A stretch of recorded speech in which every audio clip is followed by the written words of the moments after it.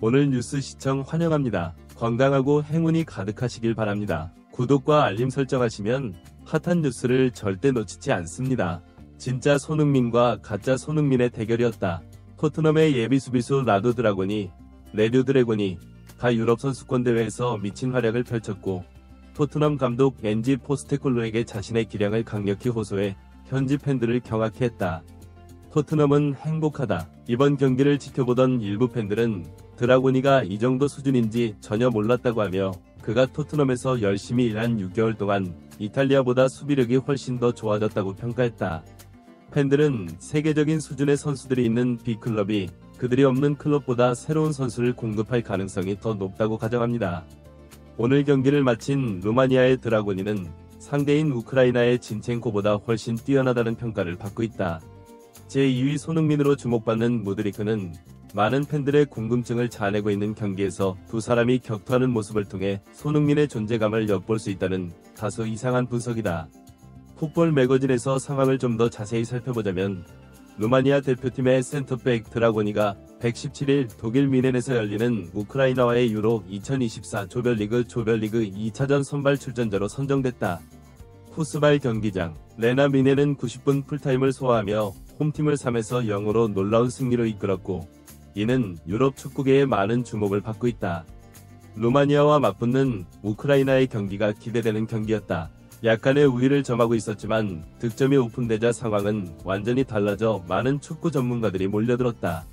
우크라이나에는 아르템 도오, 이콜렉산드르 등 유럽 5대 메이저리그에 많은 선수들이 출전하고 있었기 때문에 놀라운 경기였다.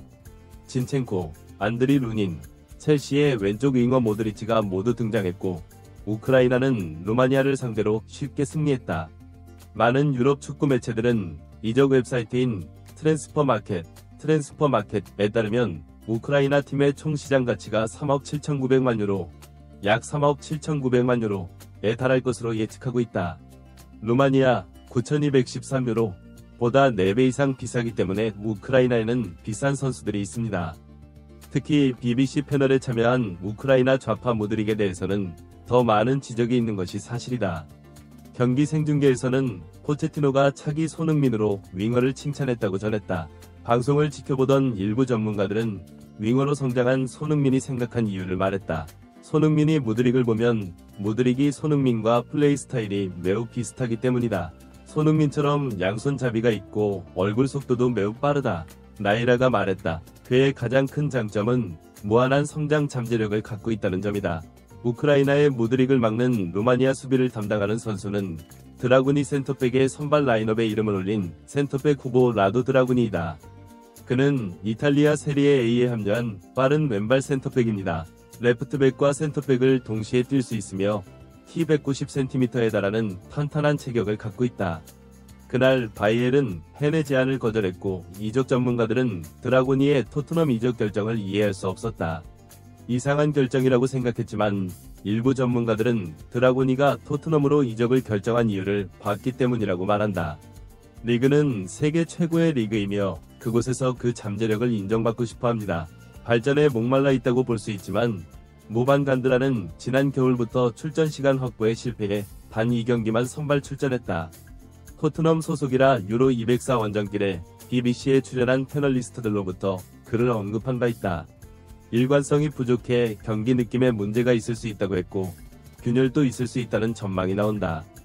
루마니아의 수비. 많은 축구팬들은 그가 현재 손흥민과 함께 훈련 중인 손흥민 이후 비슷한 무드릭 드라고니를 묻을지 궁금해하고 있다. 오늘 경기에 많은 관심이 집중되었습니다. 이번 경기는 드라고니가 분위기를 정리할 수 있을지 지켜보는 매우 흥미로운 경기라는 점을 감안하면, 전반 28분 최전방에서 우크라이나 수비를 압박하던 루마니아가 혼란에 빠졌고 우크라이나 골키퍼가 진첸코에게 패스를 내줬다. 루마니아의 공격에 방해를 받아 높은 득점을 기록했다. 빠른 반격으로 선두를 차지했다. 이 장면을 목격한 일부 전문가들은 높은 위치에서 공격수들을 압박해 주도권을 잡는 것이 루마니아의 뛰어난 전략이었다고 평가했다. 전반전이 끝날 무렵 그들은 빛을 발했고 우월한 힘을 가진 상대와 자주 경기를 펼쳤습니다. 경기를 할 때 대부분의 코치들은 선수의 페널티킥 이후 백파이브로 물러나 역습을 시도하지만 전반전에는 코치들이 과감하게 역습을 시도한다. 그렇게 높은 위치에서 상대를 압박하고 혼란스럽게 할 수 있는 첫 번째 선수를 선택하는 것이 성공한다면 그들에게 강점을 줄 것입니다. 하고스는 전반 막판 상대팀이 빠르게 무너지고 있다고 생각했다. 1득점으로 후반 초반 공격을 시도한 뒤 중거리 슈팅으로 2에서 0으로 앞섰다. 많은 축구팬들은 이 골로 0대0 경기가 끝났다고 생각했다. 2에서 0은 전혀 다르지만 후반 3골은 불가능하다고 생각하며 고개를 저었다. 결국 루마니아가 한 골을 더 추가해 3에서 0으로 동점을 이뤄 축구계를 경악케 했다. 나는 유럽을 건너뛰었다. 우크라이나의 왼쪽 윙어 모드릭이 이날 3차례 슈팅을 날렸는데 예상골 득점은 0점이었다. 일부 전문가들은 이것이 손흥민과 모드릭의 중요한 차이점이라고 지적한다.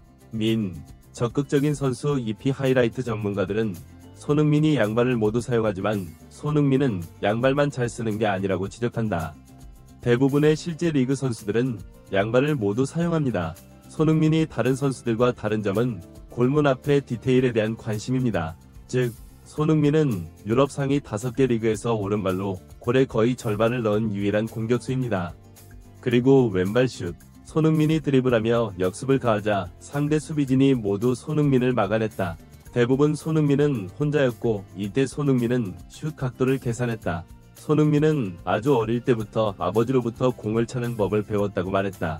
몸의 균형을 맞추고 오른발과 왼발을 쏘는 방법까지 훈련받았는데 이제는 몸을 완전히 맨몸으로 쏘면 무의식적으로 이런 것이 나온다. 모드릭 역시 양손을 사용하지만 촬영할 때 몸의 균형을 맞추지 못합니다.